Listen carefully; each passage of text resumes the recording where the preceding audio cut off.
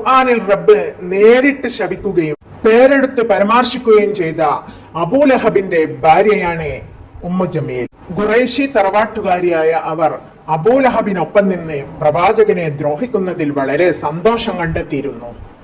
പ്രവാചകൻ നടന്നു പോകുന്ന വഴികളിൽ മുള്ളു വിതറിയും മറ്റും പ്രവാചകനെ ക്രൂരമായി മർദ്ദിച്ചിരുന്നു. മുത്തുനബിയുടെ അമ്മായി ആയിരുന്ന ഇവർ ഉന്നത വംശജതയാണ് എന്നുള്ള അഹങ്കാരമുണ്ടായിരുന്നു. സൂറത്തുൽ മസദിൽ ഹമ്മാലത്തുൽ ഖതബ് വിറക് ചുമക്കുന്നവളെന്നും കള്ളം പറയുന്നവളെന്നും വിശേഷിപ്പിച്ചിരിക്കുന്നു.